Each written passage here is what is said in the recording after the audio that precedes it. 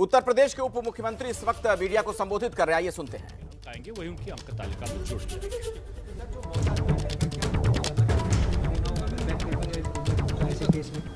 अब इसका निर्धारण हम करेंगे। वो शुल्क तो अगर परीक्षा का दे दिया गया है तो उसका अलग से ही होगा कि नहीं होगा, ये हम बाद में तय करेंगे। नहीं, अब आज हम फार्मूला दे रहे हैं, उनका हम प्रमोशन हमने देने की बात कर दी है। अब हमारी गतिविधियां शुरू हो जाएंगी।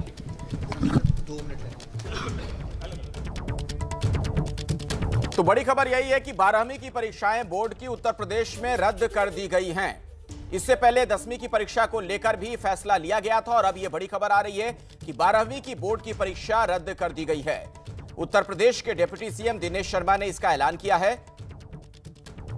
तो उत्तर प्रदेश से इस वक्त की बड़ी खबर आ रही है। कोरोना की वजह से देश भर में जो हालात हैं उसी के मद्देनजर अलग अलग जगहों से इस तरीके के फैसले लिए जा रहे हैं। अलग अलग राज्य सरकारें फैसले ले रही हैं और उत्तर प्रदेश सरकार ने भी अब यह तय किया है कि जो बोर्ड की परीक्षा होती है 12वीं की, उसे इस बार रद्द किया जा रहा है। कोरोना का संक्रमण और ज्यादा ना फैले, लोग इसकी चपेट में ना आए, इसी के मद्देनजर एहतियात बरतते हुए यह बड़ा फैसला। यूपी बोर्ड की 12वीं की परीक्षा रद्द कर दी गई है। ज़्यादा दुष्प्रभावित हुए कई क्षेत्र, कई शहर, और अभी भी जो कोरोना संक्रमण है उसको जाने में, पूरी तरीके से नियंत्रित होने में कुछ समय लग सकता है।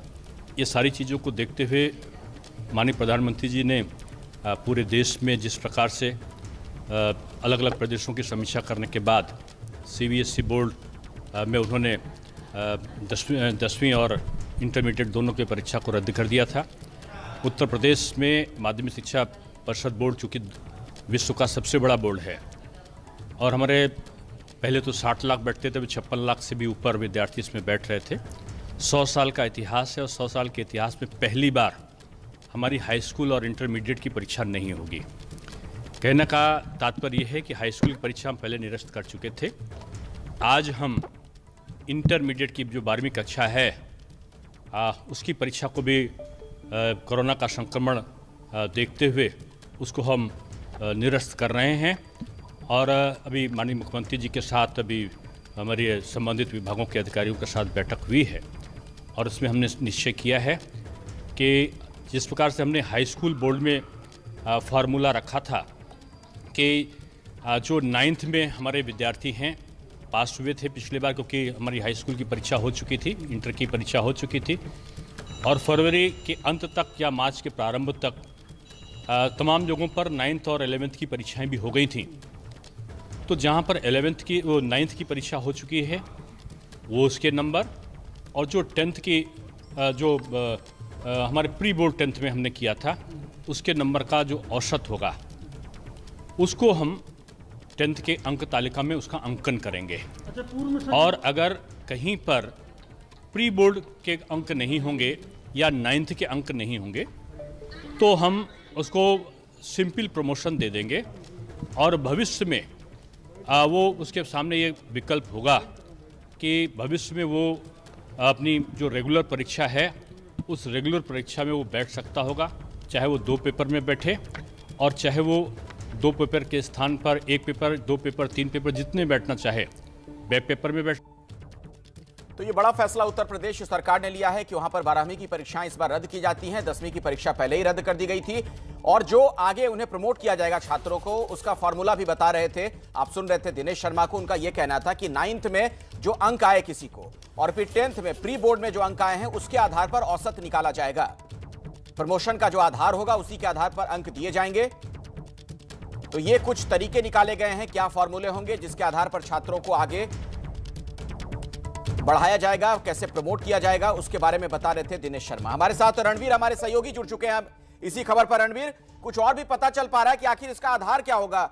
12वीं की तो परीक्षा रद्द कर दी गई, 10th में कैसे प्रमोट किया जाएगा? देखिए, ये निश्चित हो गया था पहले ही कि परीक्षाएं रद्द होंगी, क्योंकि सीबीएसई की परीक्षा में सीधे प्रधानमंत्री ने यह तय किया था कि परीक्षाएं नहीं होंगी। तो यूपी बोर्ड की भी परीक्षाएं रद्द होंगी, इसके कयास थे और इसको लेकर के उप मुख्यमंत्री ने पहले अधिकारियों से जिलों से रिपोर्ट मंगाई, जिलों की क्या स्थिति है उसकी समीक्षा की गई। समीक्षा के बाद आज मुख्यमंत्री योगी आदित्यनाथ से डिप्टी सीएम की बैठक हुई और बैठक के बाद ये तय हुआ है कि जो परीक्षाएं हैं वो नहीं कराई जाएंगी, लेकिन बच्चों को जो प्रमोट करने का आधार आधार होगा वो आधार कुछ सीबीएसई का जो पैटर्न होगा प्रमोट करने का उस आधार पे लिया जाएगा, क्योंकि बहुत सारे बच्चे 10वीं और 12वीं में हैं, करीब 20 लाख से ज्यादा बच्चे हैं।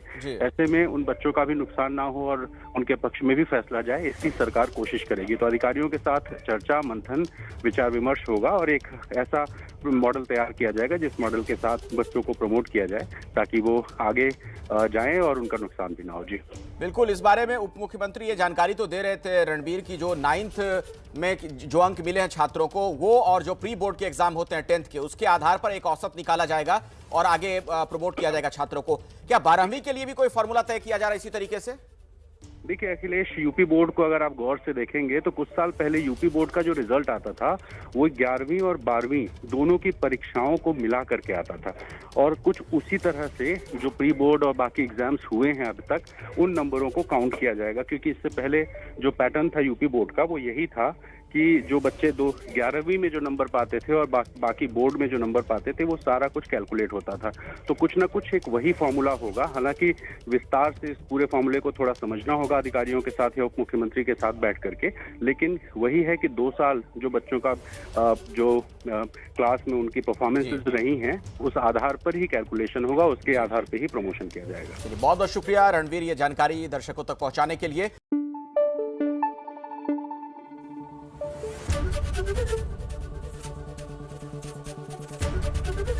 एबीपी न्यूज आपको रखे आगे।